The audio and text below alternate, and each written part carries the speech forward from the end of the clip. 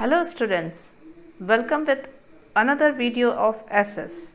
Today I am going to explain Geography chapter number 16, Natural Vegetation and Wildlife. So here we have to see what is natural vegetation. क्या है natural vegetation? We can say that the natural occurring vegetation is known as natural vegetation. Means this vegetation grows without any interference of any human being. That is grow natural vegetation. But do you know the growth depends on different factors? What are factors that? That are temperature, rainfall, the types of the soil. According to this, the vegetation of the every place is different, because we know that somewhere is hot, so somewhere is cold, somewhere is the moderate temperature, so somewhere is very high temperature. So due to this, the vegetation is always not found same. Similarly उसी तरह से wild life जो होते हैं, wild life भी हर एक vegetation के according different wild life particular area में सरवाइव करते हैं. ठीक है, तो यहाँ पर हमें यही पढ़ना है कि natural vegetation and wild life. Now let's see the overview what is inside this chapter. Forest ecosystem. In this we have to read about the tropical evergreen forest or rainforest, tropical deciduous forest or monsoon forest, फिर temperate evergreen coniferous forest, warm and cool temperature mixed forest, and Mediterranean forest. Grasslands, we have to read here the grassland, tropical grassland and temperate grassland. And next desert. In this chapter we have to read the tropical desert and temperate desert. Okay, now one by one we will discuss it, all the forest ecosystem. Here you can see the newsmaker about one person, that name is Jadav Payang. अब जादव पेयंग कौन थे? He was an Assamese environmentalist, Assamese environmental activist. ठीक है, Assamese environmental activist. उसने क्या किया? He has been planting trees since 1979. 1979 से वो ब्रह्मपुत्र नदी के पार्ट में प्लांट करता जा रहा है 1979 से. And these trees grown and turn the parts of land near Brahmaputra river into a forest reverse.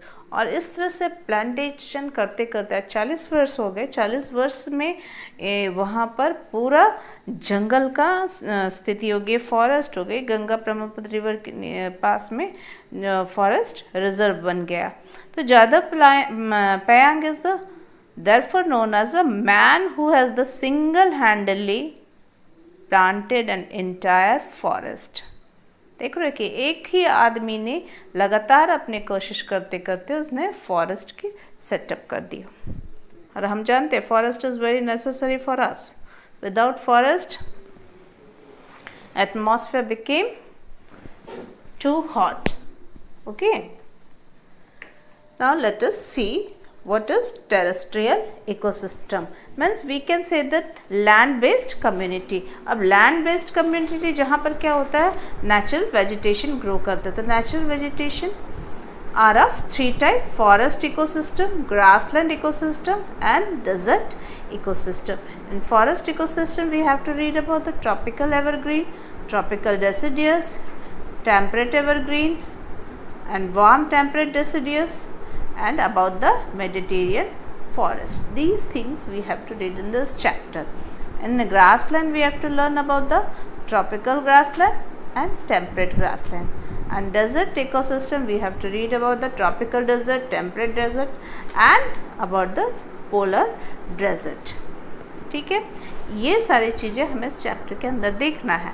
लेकिन अब आपके पास एक सवाल उठता है कि ये टेम्परेट रीजन कौन सा है और ये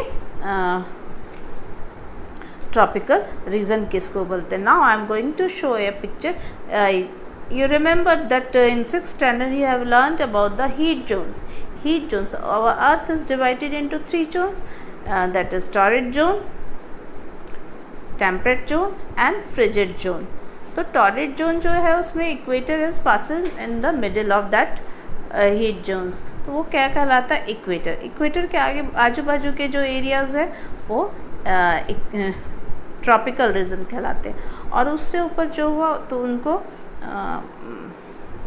टेम्परेट रीजन कहते हैं और टेम्परेट रीजन से ऊपर का जो एरिया उसे कहते हैं frigid zone. Now let us see this picture. What you are seeing in this picture? And one picture there you are seeing a desert scene, and another you are seeing that there is covered the area that is covered with the totally ice. But have you seen what are the vegetation grow here in both the side? In desert area you are seeing that shrubs are there and some tiny trees are there, and in the area where the totally covered ice there is nothing. Why it has happened? This is due to the temperature, due to the soil. And here the wildlife is also different. Here you are seeing in the desert area there is giraffe, and the area where is ice you are seeing that they are the polar bear. So in this chapter we can read about that, the different vegetation and the wildlife. Vegetation के according उसके wild life भी different होते हैं. Now let us see what is natural vegetation. Natural vegetation refers to the original and large scale plant cover that grows naturally with little or no human interference, also referred to as virgin vegetation. मैंने आपको आगे ही बताया कि natural vegetation उसको कहते हैं जो disturb बिना ह्यूमन इंटरफेरेंस के ग्रो होते हैं. The type of natural vegetation found in area depends on the availability of sunlight, temperature, rainfall, soil condition and many more things. Now natural vegetation of an area provides food and shelter for wildlife and so affects the type of wildlife found in an area. In this chapter we shall learn about the different types of natural vegetation and wildlife associated with the 3 natural terrestrial ecosystem, which are forest, grassland and desert or shrub. And in desert and shrubs we have to read about the desert ecosystem, grassland and grassland ecosystem, and another is forest ecosystem. Okay, and terrestrial ecosystem, that is depend on the land community, जहाँ पर मतलब area जो है उसमें land में जो grow करते हैं प्लांट्स और animals, that is to be in natural terrestrial ecosystem. Now first is forest ecosystem. What is forest ecosystem? A forest is an extensive continuous area of land dominated by trees. Forests today occupy 1/3 of the land area of the earth. ठीक है. अब ये जो terrestrial ecosystem है जो उसका forest है, forest को हम लोग लेंगे, फॉरेस्ट को 3 तरह के फॉरेस्ट में डिवाइड किया गया. 1/3 of the earth area is divided is covered in the forest.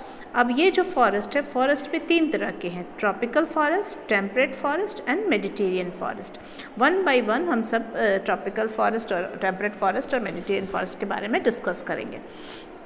अब यहाँ देखते हैं जो ट्रॉपिकल फॉरेस्ट है वो 2 तरह के होते हैं, evergreen forest and deciduous forest. Evergreen जिसको हम एवरग्रीन ट्रॉपिकल फॉरेस्ट कहते हैं और deciduous forest tropical deciduous forest कहते हैं. अब टेम्परेट फॉरेस्ट क्या हो जाता है, उसी तरह टेम्परेट फॉरेस्ट भी है, जिसको एवरग्रीन टेम्परेट फॉरेस्ट बोलेंगे, लेकिन इसका अनदर नेम है कॉनिफॉरस फॉरेस्ट या टैगा। और दूसरा है वार्म या temperate deciduous and cool temperate mixed forest, and last one is Mediterranean forest. Okay, sorry. Now first we will see the tropical evergreen forest. What is tropical evergreen forest? It is found in the various hot and wet equatorial region. Equatorial region characterized by heavy rainfall. These are known as tropical rainforest or the selvas. ये याद रखना, selvas. What is the another name of selvas? Is tropical rainforest. They are mainly found in Southeast Asia,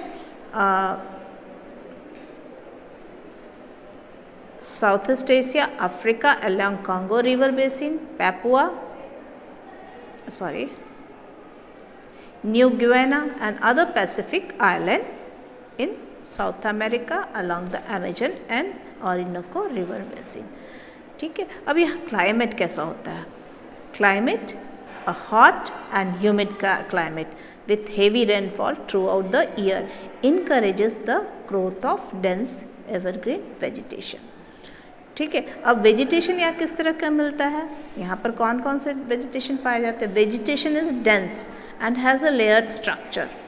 tall trees of medium height, shrubs, creepers, grasses, ferns, mosses, fungi सभी यहाँ मिलते हैं. The thick canopy that forms at the top prevents the penetration of sunlight even during the daytime. अब जो thick का canopy shape हो जाता है, जो बड़े बड़े पेड़ हो जाते हैं, तो वो एक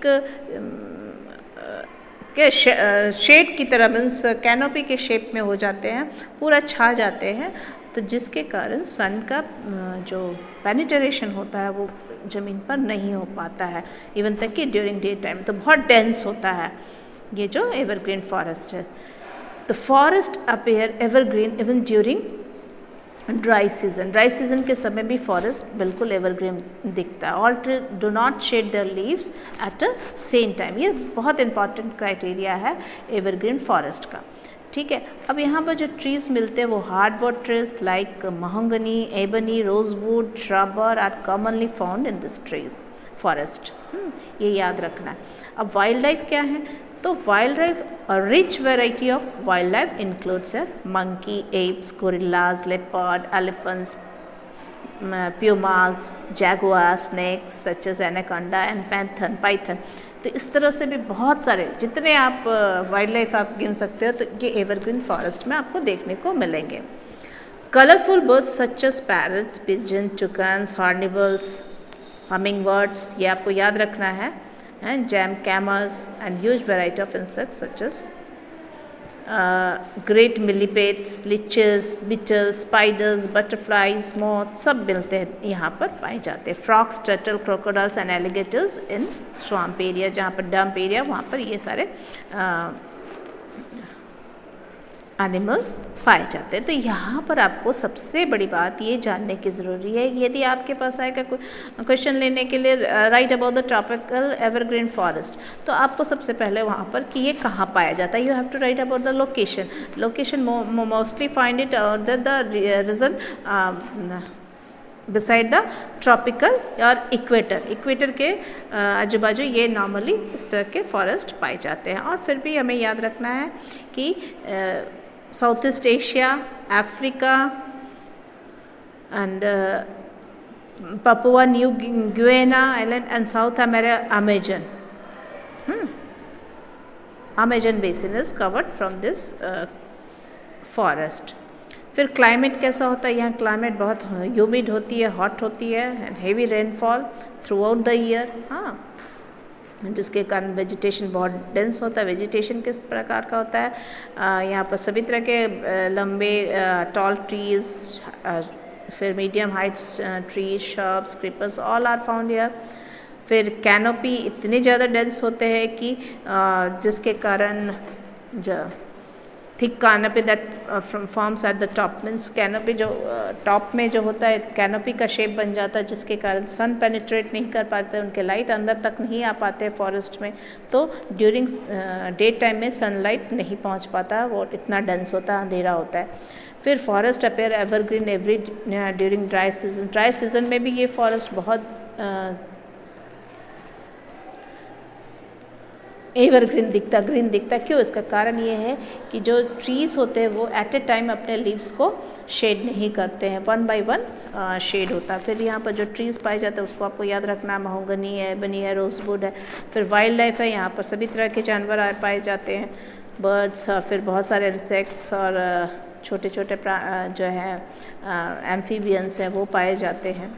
ठीक है, यहाँ पर इस पिक्चर से आपको पता चल जाएगा कि कैसा डेंस होता है जो evergreen forest. Now come to the second part, tropical deciduous forest. What is tropical deciduous forest? इसमें सबसे क्राइटेरिया आपको यहाँ पर भी उसी तरह से लोकेशन पहचानना है, क्लाइमेट पहचानना है, वेजिटेशन पहचानना है, कौन कौन से वेजिटेशन और वाइल्ड लाइफ कौन कौन से हैं वो आपको पहचानना है।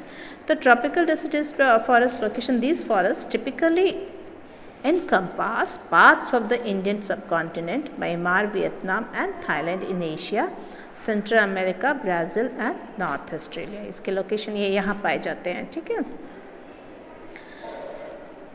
एंड वेजिटेशन यहाँ पर the seasonal nature of rainfall, जो रेनफॉल है, जिस तरह हमने इक्वेटोरियल रीजन में एवरग्रीन फॉरेस्ट में देखा रेनफॉल एवरी डे, बट यहाँ पर seasonal nature of rainfall has led to the deciduous type of vegetation. So why it has happened? Where trees shed their leaves in the dry season to conserve moisture. Evergreen के साथ ये problem नहीं थी, evergreen में everyday rainfall is there throughout, humid atmosphere, humid and wet. और यहाँ पर क्या है, एटमॉस्फेयर ड्राई है and tree shed their leaves in a dry season to conserve moisture. The trees are of in medium height, widely spaced and forests are less dense, thus allowing penetration of sunlight. less dense होता है, light आते रहते हैं। a thick undergrowth of bushes and shrubs and found here. shrubs of जो है undergrowth जो होते हैं वो thick होते हैं। अब यहाँ जो पेड़ है वो आपको याद रखना कौन कौन से पाए जाते हैं, teak, sal, deodar, sandalwood, bamboo and ferns grow in dense jungle where there is heavy rainfall. अब कौन से डेसिडियस में कौन से ट्रीज़ पाए जाते हैं, आप इसके बारे में आपको लिखना है। और जहाँ पर थोड़ा सा कम रेनफॉल होता है वहाँ पर acacia, eucalyptus, thorny bush shrubs दिखाई देते हैं। ठीक है, lumbering is common in this region due to accessibility of the forest and commercial viability of the trees. यहाँ पर लंबरिंग मतलब कटाई होती रहती है फॉरेस्ट की। क्यों कटाई होती रहती है कि यहाँ पर कमर्शियल वायबिलिटी होती है, ट्रीज़ की जो होती है कमर्शियल ज़रूरत होती है, व्यापार के उद्देश्य से ये काम हमेशा होता रहता है। डेसिडियस फॉरेस्ट को हमेशा लंबरिंग होती रहती है। फिर mangrove forest grow in swampy and deltaic tracts, Sundari trees of the Ganga Brahmaputra delta. देखो बहुत सारे जो नदियां हैं जो डेल्टा फॉर्म करती हैं, तो वहाँ पर इस तरह के भी यहाँ उस तरह के फॉरेस्ट देखने को मिलेंगे, मैंग्रोव फॉरेस्ट जो कि डेसिडियस फॉरेस्ट के अंतर्गत ही आती हैं। तो ये सारी चीज़ें आपको याद रखना है। अब जो वाइल्ड लाइफ है वो आपको देखना है, वाइल्ड लाइफ कौन कौन से यहाँ पर पाए जाते हैं, टाइगर है, एलिफेंट्स है, बियर्स है, डियर है, चीतल है, मंकीज है, राइनोसोरस है, हिप्पोपोटामस है, बफेलोज है, नील गायज है, even pandas are commonly found in this forest. तो ये आपको याद रखना है कि डेसिडियस फॉरेस्ट में जो हमारे देश में जो फॉरेस्ट एनिमल्स पाए जाते हैं वो डेसिडियस फॉरेस्ट में वही वाइल्ड लाइफ सस्टेन करते, सर्वाइव करते हैं। ठीक है, अब ये जो डेसिडियस फॉरेस्ट का भी अनदर नेम है मॉनसून फॉरेस्ट, ये याद रखना मॉनसून फॉरेस्ट, क्योंकि इसमें जो रेनफॉल है वो सीजनल होता है, इसलिए इसके कारण इसको कहा जाता है डेसिडियस फॉरेस्ट को मॉनसून फॉरेस्ट। और इसमें हमने जो एवरग्रीन फॉरेस्ट को क्या नाम दिया था, सेल्वास। क्या नाम दिया गया था, selvas. Okay students, now come to the another topic of the forest, temperate evergreen forest हम लोग कह सकते हैं, या टेम्परेट एवरग्रीन कॉनिफरस फॉरेस्ट, और उसका अनदर नेम है टैगा। अब लोकेशन क्या है? Also known as taiga, which means pure and untouched. In Russian, these coniferous forests lie between 50 degree north and 70 degree north latitude in the region of southern Canada, Norway, Sweden, Poland, Finland and northern Russia। ठीक है, ये आपको कहाँ पर दिखाई देता है? 50 degree north to 70 degree north. कौन सा forest? Temperate evergreen forest. Torrid zone के ऊपर जो टेम्परेचर जोन आता है उसको कहते हैं। अब क्लाइमेट कैसा होता है? Winters are bitterly cold while summers are short and warm. ठीक है। Precipitation is mostly in the form of snow.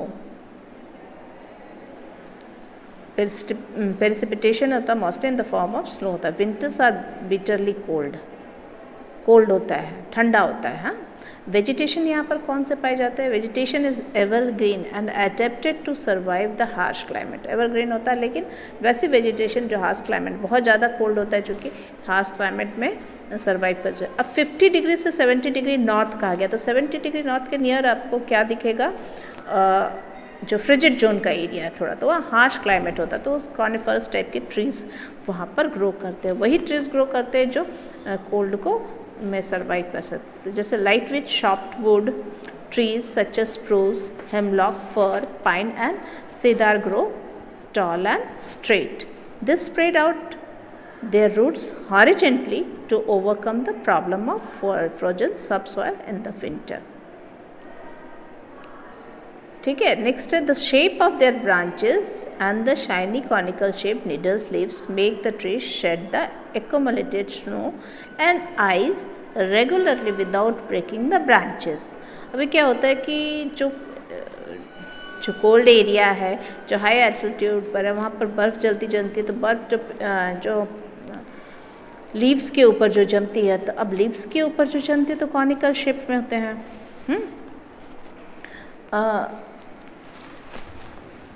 अब उसके ऊपर जो लीव्स, ये जो आइस जमते हैं, तो वो यूं ही मतलब ड्रैग होकर बह जाए, तो इसलिए उनका शेप्स इस तरह से स्लोपी होता है। हाँ, कॉनिकल शेप में होता है कि उसके ऊपर जम ना पाए, without breaking the ice irregularly, without breaking the branches. The shape of the leaves also prevents loss of moisture. There is no undergrowth. Lumbering is a major occupation in this region, and a variety of products such as paper, matchsticks, newsprint, sports goods, furniture, it is manufactured. अब यहाँ पर क्या lumbering यहाँ पर ठीक है कटाई होती है, क्योंकि यहाँ पर सॉफ्ट वुड पाए जाता है, और ये सॉफ्ट वुड बहुत ही अच्छे होते हैं पेपर फैक्ट्री के लिए, मैचस्टिक्स बनाने के लिए, न्यूज़ प्रिंट बनाने के लिए, स्पोर्ट्स आइटम गुड्स बनाने के लिए, फर्नीचर बनाने के लिए। ठीक है। कौन सा? Temperate evergreen forest. फिर वाइल्ड लाइफ यहाँ पर कौन से पाए जाते हैं? यहाँ पर देखो नाम है, raccoons, beavers, muskrat, musk, ox, lynx, silver fox, sable and antlered are predominate because of the cold winters. The elk or moose lives in wet bogs and near lakes. All have a thick coat of fur protection. अब जैसे यहाँ पर थोड़ा higher altitude में है, तो वहाँ पर ठंड ज़्यादा पड़ती है, ठंड ज़्यादा पड़ती है, तो उसकी वजह से जो एनिमल्स हैं they have thick coat of fur as a protection, जो ठंड से उन्हें बचाती है। Course, crossbills, whooping, cranes, spruce, grouse, black cross and capercaillies are the birds found here. They feed on conifer shoots and cones. हाँ, तो ये वो खाते हैं, लेकिन ये आपको यहाँ पर बहुत सारे नाम यदि नहीं आते तो 2-4 नाम याद रखना है। Crossbills, whooping cranes, spruce, grouse, black cross.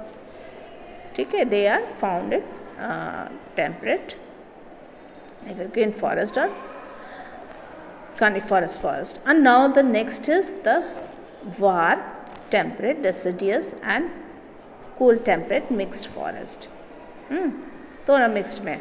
अब ये देखो कहाँ पाया जाता है, 30 degree north to 40 degree north and 40 degree north south to 50 degree are the cool temperate forest. देखो नॉर्थ के साइड में वार्म टेम्परेट डेसिडियस फॉरेस्ट है और साउथ के साइड में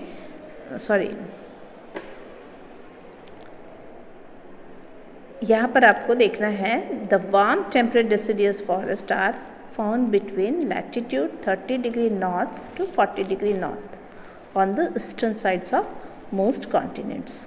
दे are located in Japan, eastern Russia, Korea, north China, eastern Canada and north east USA।